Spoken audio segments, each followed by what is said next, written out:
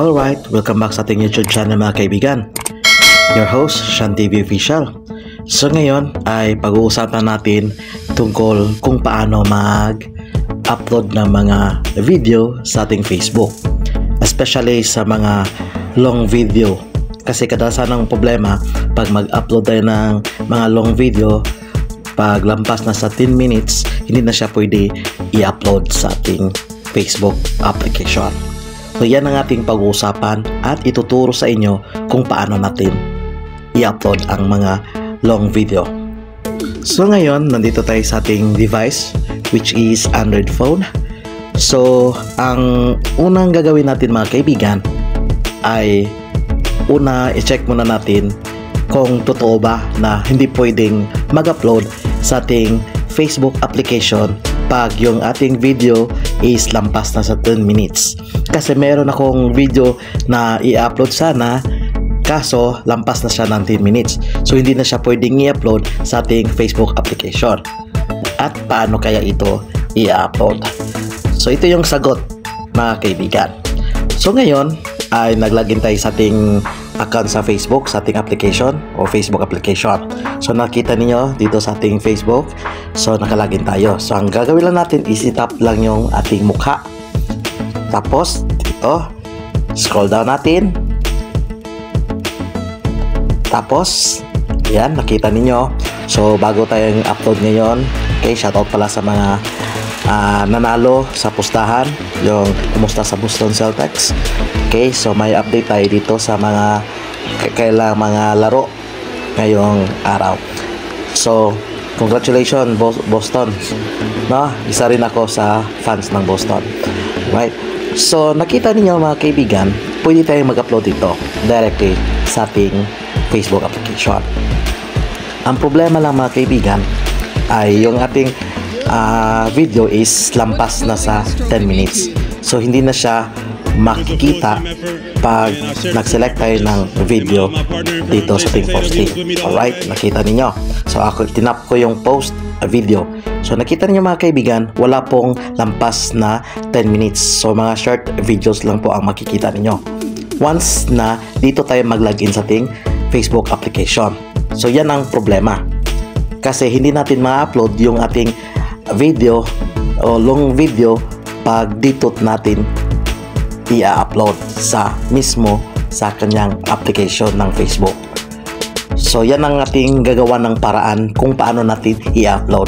Kasi meron akong compilation sa full coverage ng laro ng Basketball Today, no? So yan ang aking i-upload sa aking Facebook.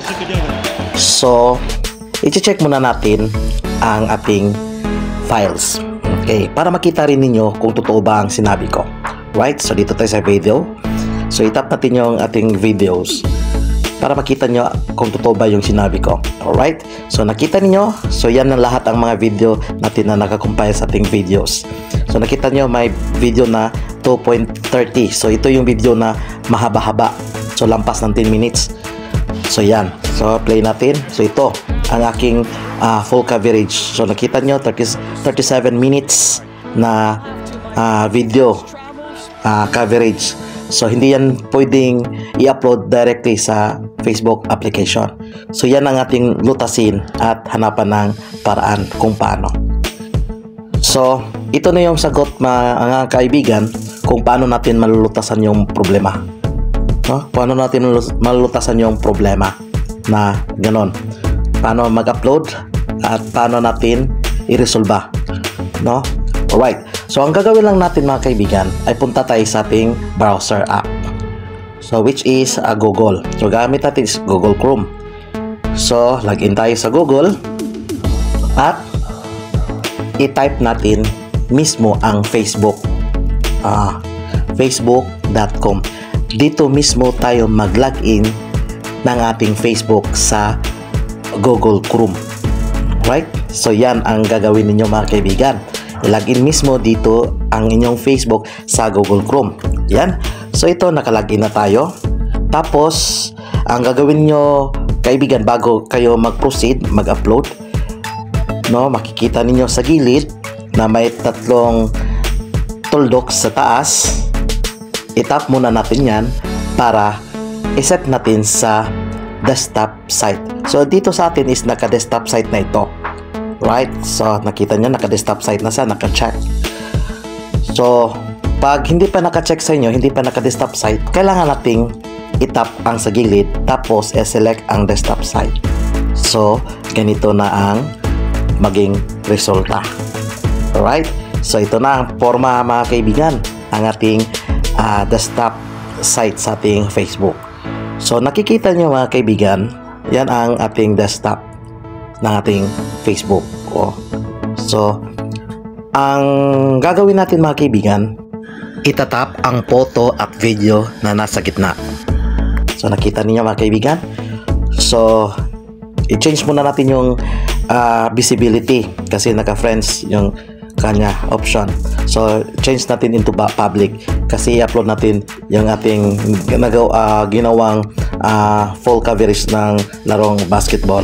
So change natin into public. Ayan. Tapos bago natin i-upload yung video natin, lagyan muna natin ng title. Alright.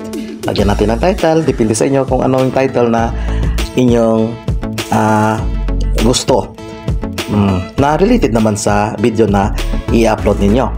Right? Yan, sa akin okay na yan. Boston Celtics and Dallas Mavericks full coverage Game 5. Up next, itatap natin yung sa gitna. Add photos and videos. Right? So ayun, nakita ninyo na nandito na yung video na ating ginawa na full coverage ng larong basketball. So pag mag-upload kayo ng mga long video mga kaibigan, dito mismo kayo mag-upload sa Facebook dito sa Google Chrome. Dito nyo ilagin mo ng Facebook sa Google Chrome para maka-upload kayo sa mga long videos. Hindi siya pwede pag directly kayo sa Facebook application. Hindi po siya makikita yung mga long videos ninyo na i-upload. So kailangan nyo mag-login mismo sa Google Chrome at ilagin yung Facebook. Tapos pwede na ninyong i-upload ang mga long videos ninyo. Right? So up next, itatap na natin yung naka-highlights na salitang post. Okay, tap natin yan. At pag natap na natin mga kaibigan, hintayin lang na matapos ang uploading. Okay, nagbabase po ito sa ating internet connection. Depende po sa ating connectivity sa bahay. No, pag nag-upload tayo, hindi po siya directly na ma-upload kasi ika nga sabi ko, long video. So ang ang coverage ng video, so mahaba-haba po ang kanyang coverage ng video. Malaki-laki rin ang kanyang consumption ng Mbps or data. Alright, so ayan, uploading na, hintayin lang na matapos. Pag okay na, pag nakita nyo na tapos na hindi na nag-loading mismo dyan sa ating desktop or sa ating cellphone, pwede nating balikan yung ating mismong Facebook application. Alright, so pinuto na natin. So ito na yon, tapos na na-upload sa ating Facebook. So balik tayo sa ating Facebook application. Tingnan natin kung nandun na ba yung ating long video na na-upload. Ayun, nakita nyo. So Boston Celtics, yan. So itap natin para makita niyo ilang minutes yung video. So kita niyo, ito yung video na ginawa kong compilation. Alright, so ganun lang ka simple o kadali mga kaibigan mag-upload ng mga long video. No, kung mayroon kayong mga compilation na video na gusto niyo i-upload sa Facebook, punta lang kayo sa browser ng Chrome or Google. Tapos doon kayo mag-login sa inyong Facebook at doon ninyo mismo i-upload yung mga long videos. Kasi hindi po siya pwede i-upload o mag-upload sa Facebook application basta ang video ninyo is more than 10 minutes. So hanggang dito na mga kaibigan. Sana may natutunan kayo. Paalam!